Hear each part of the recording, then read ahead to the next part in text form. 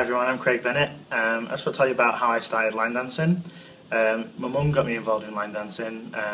She couldn't find a babysitter for me and my brother on a Friday night, so she decided to take us to the line dance club around the corner from our house. And the teacher was like, "Come on, get up and have a go." And I'm like, "No, I'm not having a go," because I used to play Saturday and Sunday league football back then. And then eventually gave in and had a go, and that was it. The rest is history, as they say. Time I like to do stuff like going to the cinema, spending time with other friends outside of dancing. I've got a really good friend background, so I like to stay in with them, if you know what I mean. And it's just something different away from dancing. Love cinema, going food, going shopping, love travelling, seeing new places, so the line dancing works really well with that. So yeah, I like enjoying my spare time, the spare time I get. I've done quite a lot of milestones in my personal life as well as my dancing life. Last year I got to go and work at the Olympic Games with McDonald's, and that's something I'll never ever be able to say I've done again, because I won't see the Olympics in our country ever again. So that was a major milestone in my career, and I got selected to run one of the biggest McDonald's in the whole world, to help run that for the Olympic Games. In my dancing, I would say it's still travelling. I went to see Taipei this year, and I got to do a massive event in Taipei, so that was a really good experience, and I would say a milestone. And of course, being part of the Crystal Boot Awards, it's always a milestone and something I'll never forget. The most important element of line dancing is having fun, keeping a good friendship with the people that are line dancing.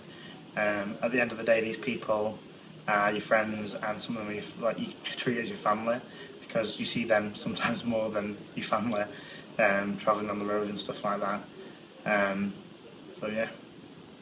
Pop or country, I'm more aimed at pop, I would say, but I do love my country music, and a lot of people think that I don't, but I actually do love my country music. I've probably got a bigger collection of CDs for country music at home than I have pop CDs, so I enjoy both.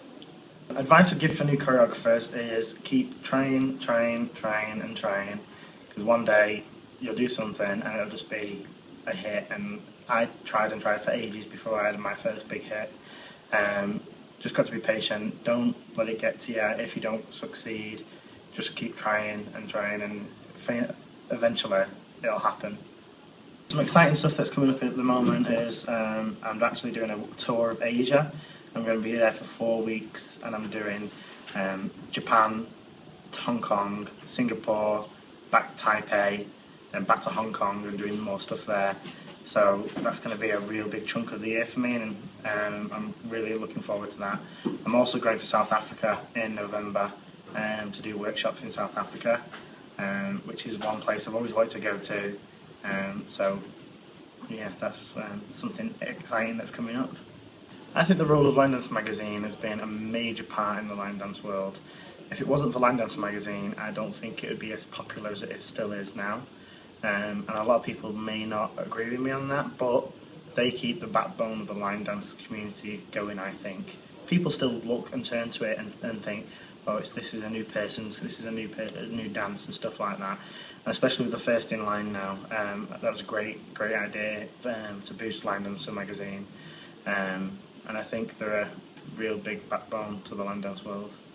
Okay, I think the internet side to help line dancing is amazing, to do with the fact that the videos and stuff like that.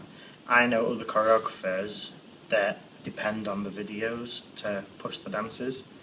Obviously everyone might not be great script writers or stuff like that, so a video to back it up is an absolute amazing thing, because then people can say, oh yeah, I've got that part of the dance right, I've got this part of the dance right.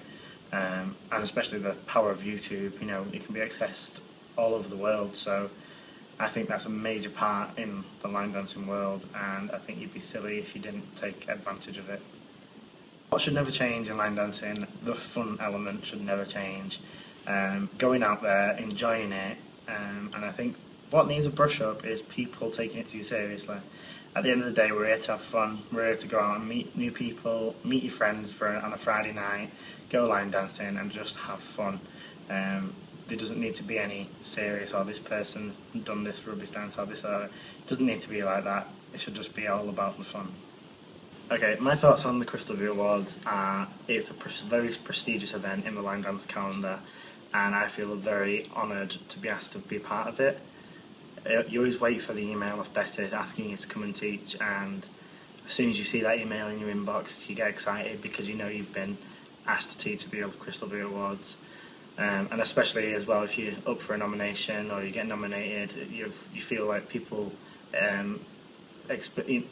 people like what you do, and then especially to win, obviously, you know, it means people are liking what you do, and you get a good feeling about it. So yeah, the Line Dancer Awards are a very special part in my line dance career. I think I've attended about 7 or 8 now Crystal View Awards, and I think I've been asked to teach at about 5 of them.